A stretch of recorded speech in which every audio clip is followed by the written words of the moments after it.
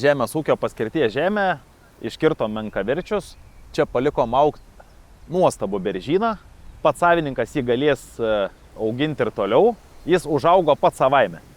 Nėra pridėta žmogaus rankų. Dabar mes ugdymą padarėm, išrinkom atsilikusius visokius medžius ir kaip minėjau prieš tai, kadangi yra prasidėjus medžių vegetacija, žali lapai, o mum sandėliuojant biokurą sukrautą krūvose gaisro mažiausiai reikia, nes tai būtų didelis nuostolis, tai mes turim laukti, kol šitie lapai visiškai paruduos ir traukimo metu, vežant papurtis, lapai nukris ir tada jau dar malimo metu dar kartą papurtant, lapai nukris ir tada nebesigauna tokio didelio kaitimo pačioj krūvoj biokuro, tada gaisro tikimybė yra mažesnė.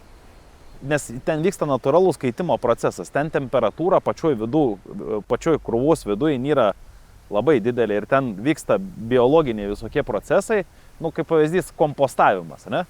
Jeigu mes sumetam šakas, sodo visokias atliekas ir taip toliau, jos per kažkiek laiko, jas permaišant, jos realiai pasidaro kompostinė žemė. Čia yra tik tai skirtumas tas, kad čia yra mediena ir natūralaus proceso metu garuojanti drėgmė, krūvoje esantis karštis gali iššaukti gaisrą. Tai įsivaizduokim, jeigu turėsim sukrautą krūvą kokius 500 mašinų, nelabai jau norėtus, kai jinai užsidegtų. O gaisrų tokių didelių Lietuvoje jau yra buvę ne vienas, ne du ir ne trys. Yra priešgaisriniai normatyvai, kokie dydžio tos krūvos gali būti ir taip toliau. Anksčiau būdavo leidžiama gerokai didesniem rietuviam krūvom sandėliuotą medieną, bet čia netoli Radviliškio tokia įmonė yra, kurioje vyko didžiulis gaisras, realiai ten Radviliškio visą ežerą išpumpavo, kad užgesinti tą gaisrą. Šitas buvo prieš gal kokius 5, gal 6 metus. Tas gaisras jis jau kaip prasidedęs, labai sunku jį suvaldyti. Pačioj krūvos viduje vyksta visi procesai, tunelinis gaisras prasideda. Čia darbus darėm 4 darbo dienas, čia yra bendras plotas 8,6 hektaro, bet jis ne visas plinai buvo apžėlęs, ne visą jį valėm, kaip matot, palikom gražius medžius augt. Dabar kaip tik prasidėjęs yra man asmeniškai pats gražiausias metų laikotarpis, kada viskas tik tais pradeda ką tik atsigauti ir sprogti. Visa gamta bunda. Dabar praeis dar kokias 2-3 savaitės, mėnesis, viskas priklausys nuo darbų tempo ir kaip sėkmingai saulė švies ir vėjas pūs šitas krūvas.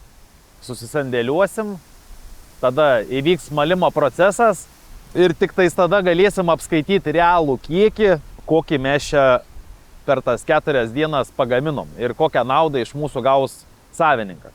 Šita paslauga valymo šitam savininkui nekainavo nieko. Jis dar už tai gaus ir pinigų. Dėl to, kad mes patys su savo rangovais pasiruošiam visą žaliavą, paliekam tvarkingą gražų sklypą pagal jo pageidavimus ir jis gaus naudą.